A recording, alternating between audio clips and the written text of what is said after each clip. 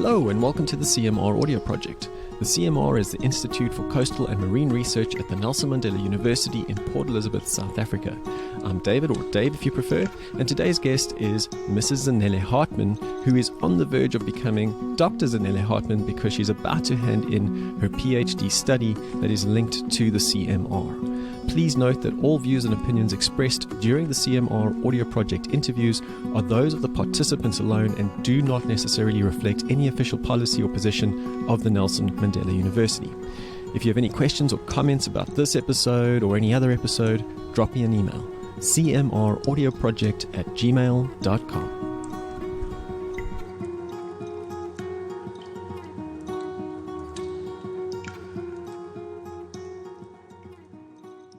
Zanele Hartmann, welcome. So you are really close to handing your PhD in. How's it feel? It's mixed emotions actually, because it's that thought that it's so close but yet so far, and it can get very tiring. And for example, I've spent, I think just before COVID, I spent some time hiking with friends, and every Saturday I would go and hike, and every time we'd go like up steep hills or something like that, they'd say, Zanele, don't look up, just look down and take it one step at a time. So I think I'm applying that advice now to the PhD. I can see it, I can see where I'm going, but yet I could almost touch it, reach it, but I've got to take each step to get there. Only a couple of months left before you hand it in. Yes, I've submitted the intention to submit, and the intention is to submit for this December, graduation April 2021. Yeah. Right, so you will be Dr. Zanele Hartmann in 6 months. Yes. If all goes according to plan. Yes, most definitely. I did have to make changes to my PhD. Out of the 3 external examiners, 1 accepted it and 2 required some changes. So don't be too shocked if you have a little more work to do. And I suppose anyone who's doing a PhD or wants to do a PhD, just know that you might get a little bit more to do when you get some feedback from your external examiners. But before we talk too much more about the PhD, could I ask you to talk a little about yourself, your background, and your journey into doing the PhD? So I was born in Graaff-Reinet, a small town called Graaff-Reinet. It's in the Karoo. And if people know the Valley of Desolation, I'm sure a lot of people know about that. That's where the Valley of Desolation is. Strangely enough, a friend of mine posted pics to Instagram. They were at the Valley of Desolation a few weeks ago, and I must say it didn't look that desolate. It does. It depends who's looking at it, through whose lens or through his eyes. I think it does look desolate. And also through the years, it's had upgrades. For example, before the place was really ragged and it was a dirt road, going up the valley, and now there's a tarred road, So there has been some changes, but the beauty remains, So I think that's quite nice about it. And I go there as often as I can, and every time I go, it's almost like it's the first time I go there. I have to shout out to my grandparents. My grandparents used to stay in Janssenville. So I know, and Janssenville is just 80 kilometers from Graaff-Reinet. I was born in Graaff-Reinet, spent some time in Janssenville as well, because my grandparents were from there, from my father's side, and they've also played quite a big role in my life. After that, tertiary education, I came to Port Elizabeth. It was still UPE then. Maybe I'm giving my age away here, but hey, I also went to UPE. So yeah, I've never left. I came here to study, and I never left. I live here now. When I first registered, I did a BSc. So my background is in the natural sciences, and I went up to honors level. And then after that, I started my working journey. I started working first for the Nelson Mandela Bay municipality. And then after that, I got a very beautiful opportunity. I considered it a great opportunity. And I think I was also very lucky, and fortunate. I joined SANBI, the South African National Biodiversity Institute, because why I say I consider myself lucky and very fortunate to have had that opportunity, that introduced me to the fact that you can, looking at nature and connecting people to nature and understanding that it's not separate things, that I'm the person, there's nature, there's the people, and those ones are bad, those ones are good. And that was through a program that we worked with. It was called Bioregional Programs Coordination Unit here in the Eastern Cape, looking at biome-wide initiatives, particularly paying attention to the subtropical thicket ecosystem. STEP, it was called. So it was that program. And because, with the Nelson Mandela Bay, we've got 5 biomes here. So that was also part of it. The fynbos, was part of it. So SANBI, through this program, then had something called Cape Action for People and the Environment. And that's where everything started. There used to be forums and conferences, and where people could showcase, where biodiversity and nature, or people and nature, where there was a bit of development incorporated as well, where it was not development versus biodiversity or conservation, but how to incorporate it and ensure that we do it in a manner that is sustainable, if not sustainable, in a manner that is good, and... So what were some of the strategies for achieving that? There was one program that I was also involved in. It was called Mainstreaming Biodiversity Priority Areas into Development.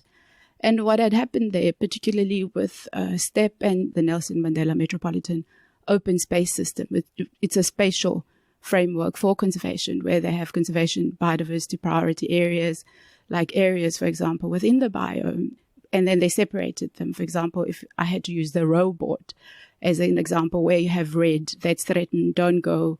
Orange, it's fragile, the system is fragile. And green, where you could develop because the place was already degraded or whatever it is. That sounds relevant for EIA, Environmental Impact Assessment. Yes. And that's played quite a huge role in that, because then if consultants, for example, or environmental assessment practitioners were then undertaking studies, they had to take the NMOS, the Nelson Mandela Open Space System, into consideration and go and look this area where this development is proposed, which category does it fall under? For example, will it be the red, where it's endangered, as there's endangered species, or if it's threatened, or if it's, you can go and develop. And not only that, but it was also incorporating it into IDPs. It's called Integrated Development Plan at local scale, because then this is done at local municipal level. It's not like a national thing where it's like the scale is bigger, but the scale was then refined, and the two were, if I could use the word married, you could marry the two. And from that, I moved quite a bit, and I worked for private sector. So I've worked for government, I worked for private sector, and I've worked for parastatal. Finally, then, I went back to university as well, after that encounter with SANBI, working for years there. And then after private sector, I then enrolled with the Department of Development Studies, where I could learn about development, where I could understand some of the underlying principles and thought processes into social studies and how we could apply them. And after that, I went to work again after the master's, and then working, and then I came back to do the PhD. Are you missing a stint where you taught EIA? Oh, yes. I worked as an EAP, as an environmental assessment practitioner. And then I taught it at the university. This was last year, actually, 2018, 2019, as a registered PhD student. So I taught that module for 2018, 2019. Okay. Before I ask you what your PhD is about, you've mentioned that you were part of that red, orange, green EIA process.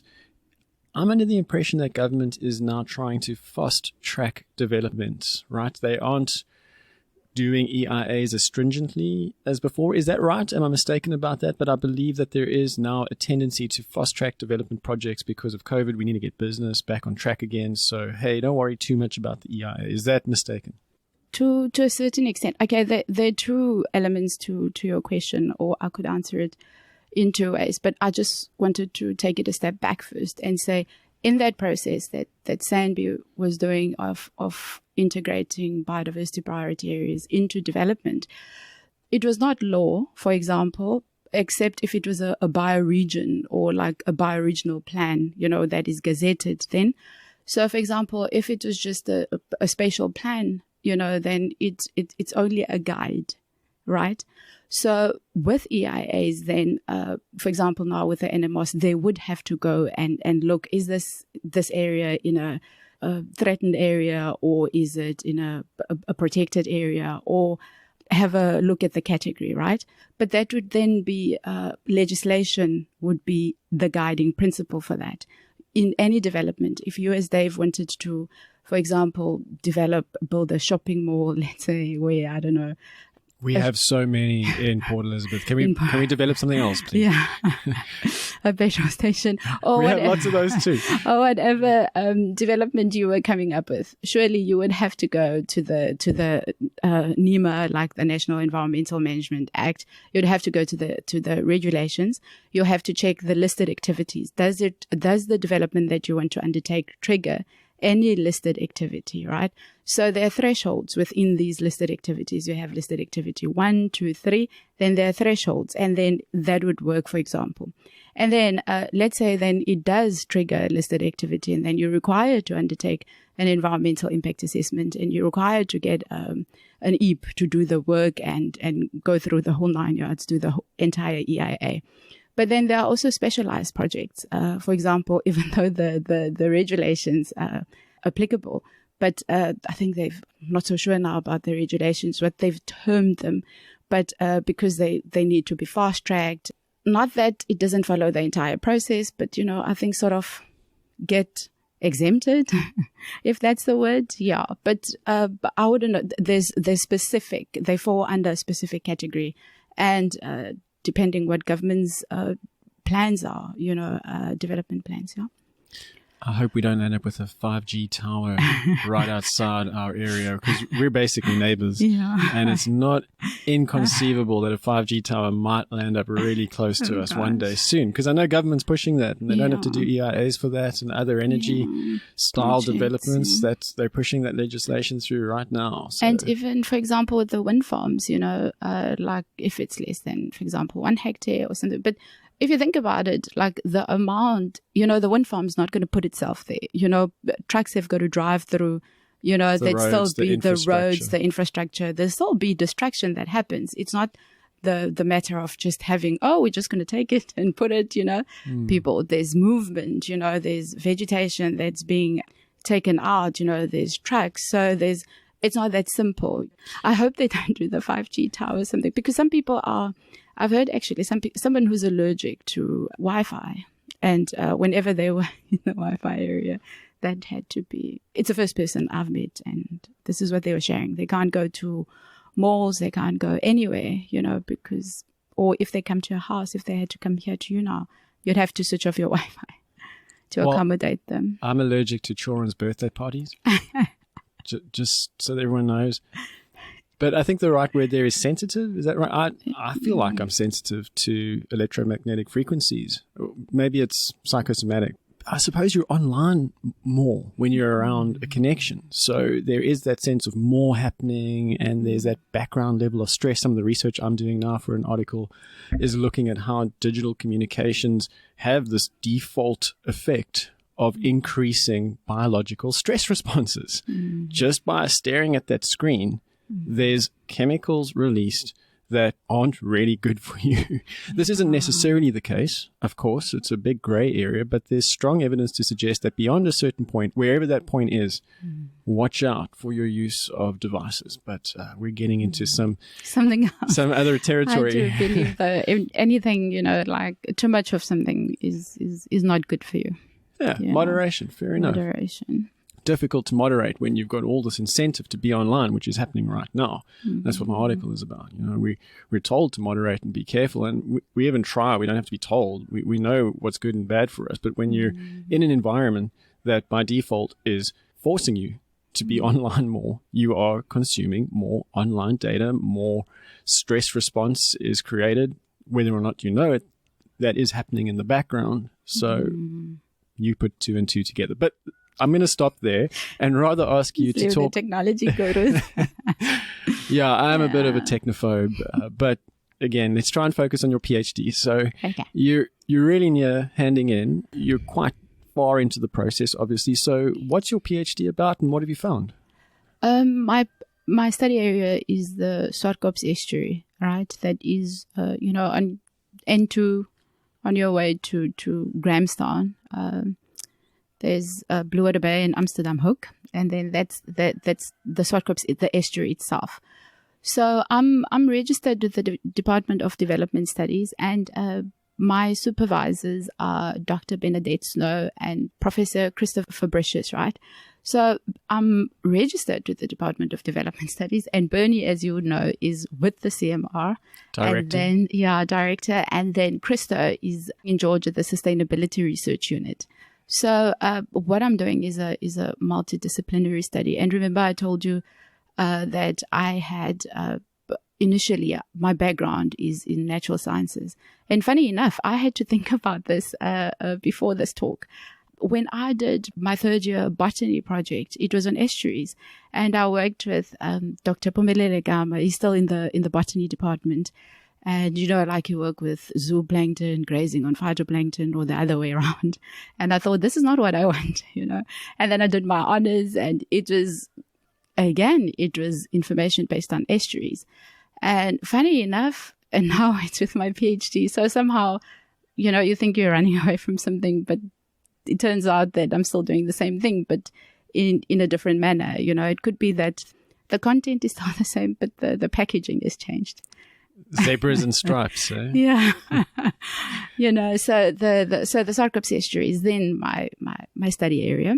What I'm doing is I'm looking at the Swartkrop estuary as a social ecological system. What is a social ecological system? In simple terms, a social ecological system, you look at, for example, a natural area or a system, a resource like the Swartkrop estuary. And I'm saying that we shouldn't only look at it from a biophysical perspective. It is a social ecological system. There's a social component to it, and there's an ecological component. But not only those two, there are other elements that also come into play that are external, because you have direct drivers impacting the estuary and indirect drivers and vice versa. So based on these two, there are feedback loops. There's feedback between the resource itself and the people. And as you would know, the estuary is quite big, and it's very accessible. It has a biophysical boundary, sure enough, and correct, it does have a biophysical boundary. You can have a map and see this is the Swartkrop estuary. It starts from here, it comes from the catchment, and then it goes ultimately into Algoa Bay. However, with having that biophysical boundary, you cannot exclude people from it. And if you can't exclude people, you can't exclude ideology and politics and economy. Exactly. So it gets messy. Exactly. So this is where all these external and indirect drivers that I'm talking about, right? And thank you for that as well, Dave, because then it moves to the second component. I'm also saying that the Swartkrop estuary is a common pool resource. And common pool resources have got two elements, or the two features. There's non-excludability. You can't exclude people from it. And they will they are always susceptible to free riders because it's open, it's accessible anywhere. You can access the estuary from whichever point. If you are, for example, a bait collector or a fisher or whoever, you can't exclude people. My argument then is for the Swartkrop estuary is a social ecological system, and it should be governed as a common pool resource. You've done a lot of data collection. How did you go about doing that quantitative data collection? Because I'm asking, as a philosopher coming from the humanities, we do a lot of qualitative stuff. I know you have qualitative stuff in your study, but I'm always curious about quantitative data collection. What did you do? How did you do it? What did you find? My study used a mixed method approach. And a mixed method approach is I collected both qualitative and quantitative data. And what I mean by quantitative data from my study is that came from data where I could draw out numbers from it, and that came from the questionnaire. So the next step is I've used 3 data collection methods, right? Data tools. The methods were qualitative and quantitative. The tools were questionnaire, focus group discussions, and interviews, right? I would just like to take a step back or a side back and say, the Swartkrop estuary has been studied for many, many years. There's a great number of work that's been done by scientists there, and there's a lot of quantitative data that they have collected. in terms of water quality, in terms of the fish, the species, at species level actually, and water quality level. So there's tons of data regarding that. So I did not go and collect water quality data. There are other PhD students that are doing that, looking into that. So the quantitative that I collected was from a household, for example, data within the area, residential area data, and that would form then the component from the questionnaire that would be quantitative. But in essence, I used a mixed method approach because I believe it's a pragmatic approach that I'm taking, and the pragmatic approach is then leading me to the mixed method approach, where I'm using the questionnaire, the interviews, and the focus group discussions. Did you go door to door? Yeah. What was that like? It's a nightmare. Because South Africans are, at the best of times, a little cautious about strangers coming up to their front doors. It's. I promise you, it's a nightmare. And I had a guy help me, Mr. Klaas, bless him. He's a wonderful, wonderful person. We collected data from KwaZulu and Amsterdam Hoek, Red House, Swartkops.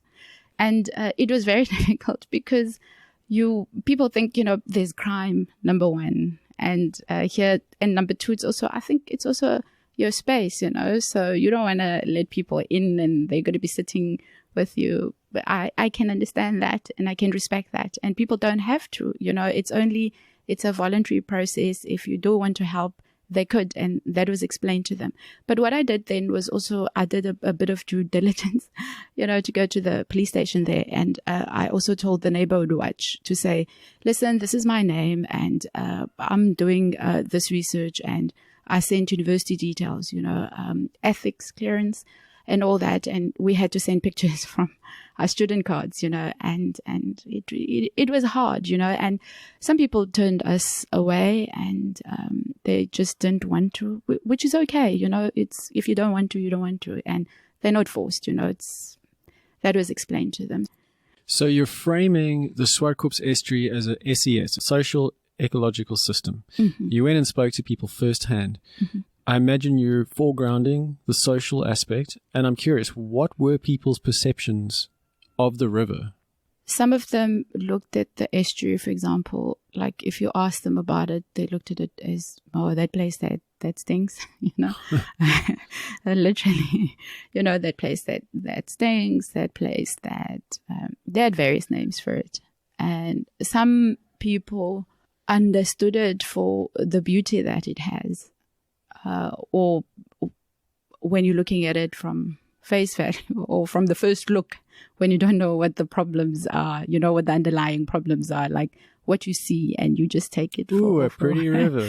Such a pretty river, come taste me, then Just how some background there. The Swartkops estuary has a reputation for being one of the most polluted rivers, certainly in the Eastern Cape, estuaries, in the Eastern Cape, if not South Africa. Is that correct? Because it's also an urban estuary, it's like it's situated in an urban area. There's a lot of development that's happened in and around the estuary. So people have seen it in different ways. And also, I must say, what was also interesting was, for example, there were some residents from areas like the Swartkopsvalley area who have seen the estuary and the area since the 1960s, They can tell you from when they were young, and so people's perceptions were different, Some liked it, but one thing is people still want it and they still want to go there and they still have a nice time, maybe fishing or, going out with family. Did many people acknowledge it as a key ecological breeding ground? It is part of a complex, dynamic web of life. You can't write it off, disregard it, pump sewage into it, for example, without consequences that are negative for this dynamic, complex web of life. Did anyone seem to acknowledge that aspect of the estuary? Yes. Remember, how the data was collected was I had a specific research question that I wanted to get out of the study, right? And then from the questionnaire data collection component, what I wanted to understand, for example, just to give you a brief example, was what was the connection of the people to the estuary. Like, how were they connected? Maybe in terms of ecosystem services, for example. Are they fishing? Are they eating out of the estuary? Are they going there for like cultural ecosystem services, like where they can go for recreation? Yes.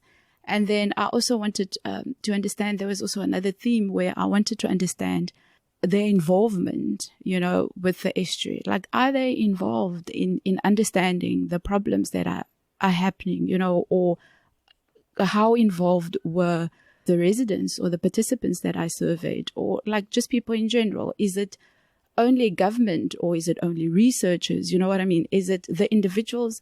How are individuals involved with the management of the estuary, or looking after the estuary, or just getting their opinions as well? And you now have answers to that question. Yeah. Could you speak about some of those answers? So to answer you, from the surveyed participants, they were not really involved in the management of the estuary. Like, people are not even, like, only a small percentage were even maybe complaining about the situation, to pick up the phone and say, listen, here, we see that there's sewage, for example, here, or whatever problem they saw. People have never really voiced out their opinions of how they feel. You've spoken about social ecological systems. You've mentioned ecosystem services. Those are two concepts that you've used to frame the functioning of the Swartkorps estuary. Are there any other theoretical, conceptual ideas that are central to your study? You have 4 broad categories of ecosystem services.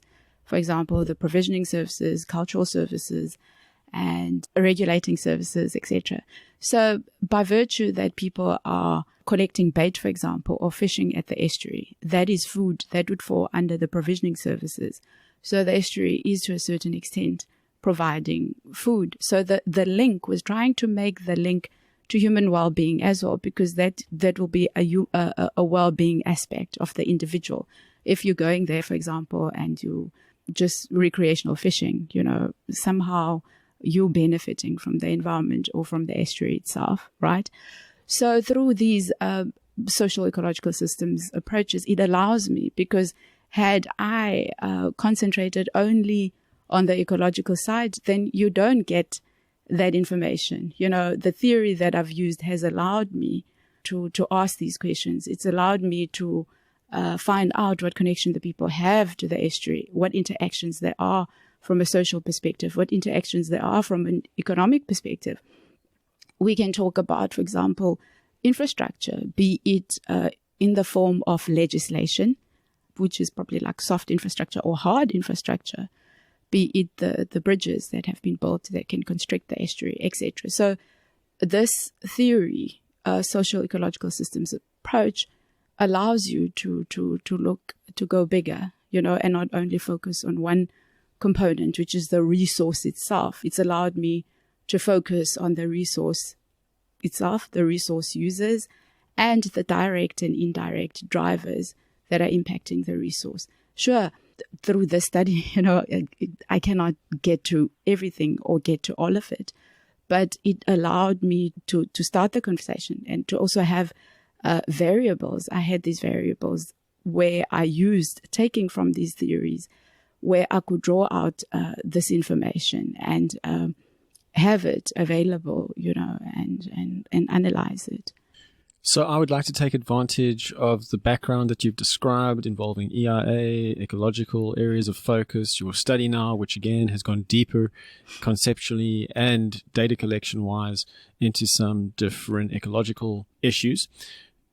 So I have an opinion that isn't necessarily philosophical. A lot of people might disagree with me, but at least this is grounds for a philosophical situation. So my opinion is that we are seeing massive ecological decline across a range of ecological indicators, and that business and government trends in development are instrumental in causing and perpetuating this decline, despite lip service otherwise.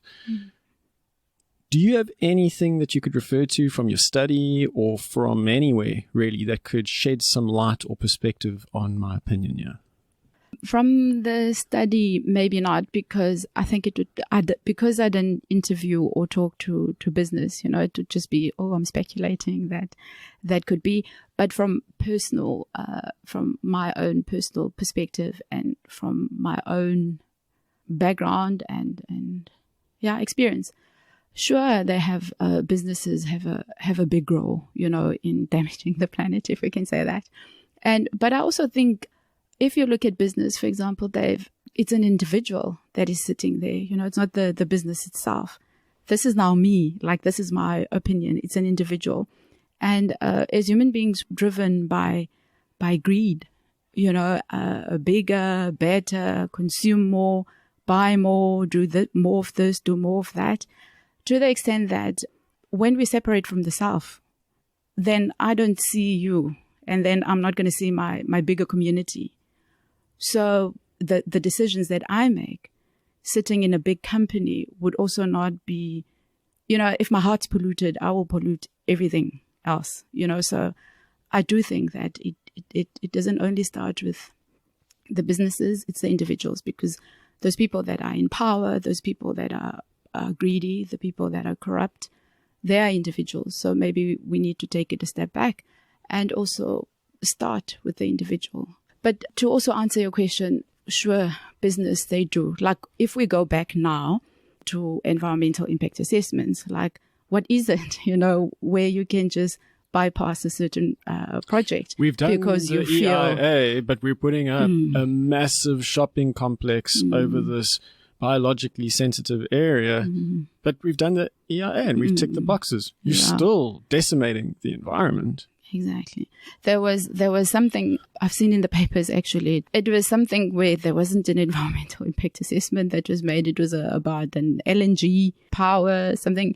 And people were saying, but this has got massive repercussions, and this is what we don't understand. This is from me speaking, and from Zanele, and my understanding is, normally the people who make decisions as well is they don't have to live with those decisions, and it doesn't really impact them. It will have impact on the more vulnerable, I think. So in terms of decision making, I think as long as we're driven by greed and more money, we will still sit with these problems. And I do want to be very, very optimistic, but for me, the decision that I've come to for myself is, it starts with the individual. If my heart's polluted, if I'm polluted, then it will extend to everything that I do. And then it will extend to you as my neighbor. It will extend to our community. And then it will extend to everything. It's funny, I was listening to an interview with a guy called Baba Mandaza. Is from Zimbabwe. And he was sitting in South America, and they were sitting in the forest. And he was talking about how it's funny that the natural environment, no mountains in Nepal are fighting with mountains in China. And where there's a war, or the ocean is not fighting. Ocean in South Africa is not fighting with another ocean, for example, in India or wherever, and saying, or rivers fighting. And you can go to any mountain now in Nepal, for example, you won't find bodyguards. But go to society, you will find you'll find people with bodyguards, you'll find guns and whatever it is. So there's something fundamentally flawed, and I don't like to use the words wrong or right, but there is something not lekker in our society. I think things are starting to change now. Maybe the good side of the internet. I think there's many negative sides, but I think the youth especially are very connected and seeing each other, communicating with each other. Sure, they're indoors more, which I don't think is good, but they're speaking to each other more. They're acknowledging the problems, not necessarily having solutions, but at least it's a movement away from that rampant individualism and consumerism that has caused so many of our problems, I believe. And also what I think, to add to what you're saying, I think it's true what you're saying, Dave, because also like now with technology, as much as like everything has got its good and bad, you don't have to go to the Himalayas, to find yourself or to do good. You could do it through you can go to the internet and do these things, and you can talk to people. So I think what I'm trying to say as well is, even with the individuals, we have to try and see each other and connect with each other. And as long as we see ourselves separate, And we will continue to do this. Why do we say Mother Earth? Like, would you hurt your mother? Would you pollute your mother? You know what I mean? So it's those type of things. I know people might think I'm crazy, but this is how I see it. We're all crazy, Zanele. I'd also like to just focus on some aspects of your general demeanor. I'm lucky enough to know you as a friend. We're, like I said, almost neighbors. But I have noticed that you're very present and calm and focused. Most of the time, in my presence at least. I wonder if your husband would say differently. But what's your secret? What do you draw from to maintain that kind of demeanor? Maybe my husband will say I'm crazy. Yeah, he's crazy too. He's very We're crazy. all crazy, isn't it? Crazy. You know what he said to me when I was coming here now? He's like, I'm like, oh, I don't want to be late. He's like, be late. Be yourself. I'm like, no, I don't want to be late. So yeah, I think I would be lying if I say it's genetic or if I was born like this. These ladies that put makeup, it's like I was born like this. No, I would be lying. Hey, Dave, I think it's a combination of things. Sure, there is an element of upbringing, but I have to work at it. I work on having this demeanor and being this person. And when I say that I put in work, I mean I have to get tools that make me sane, and meditation is one of those.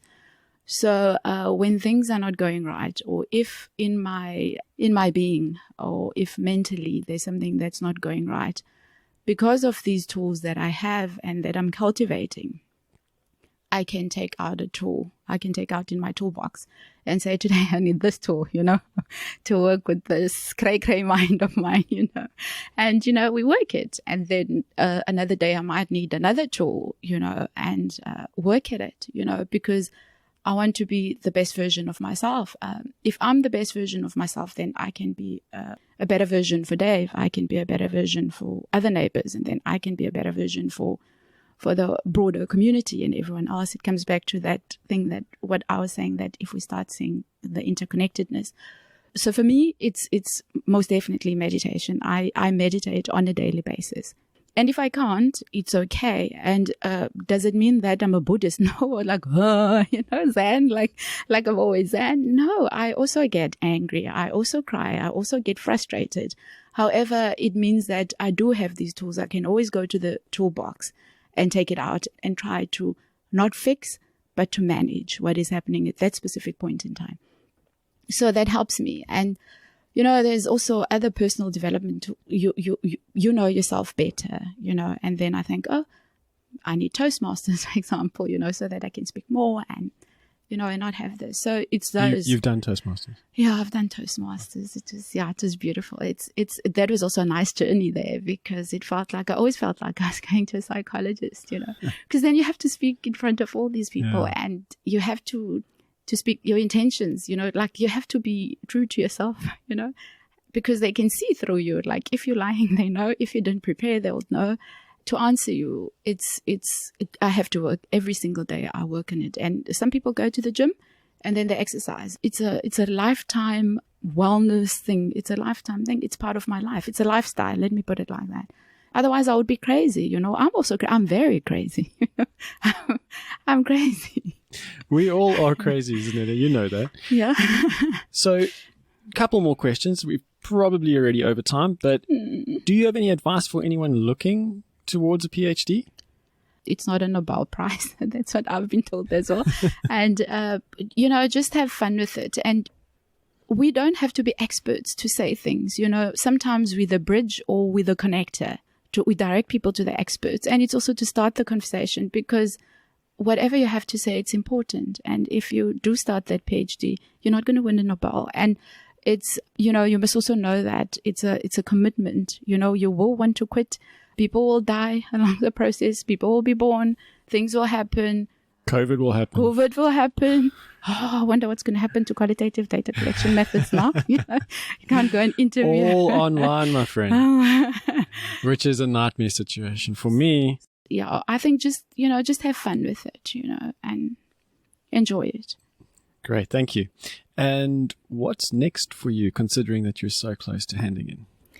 Next for me is handing in That is like my immediate goal now, to hand in, and after handing in, deal with the comments that the external examiners will have.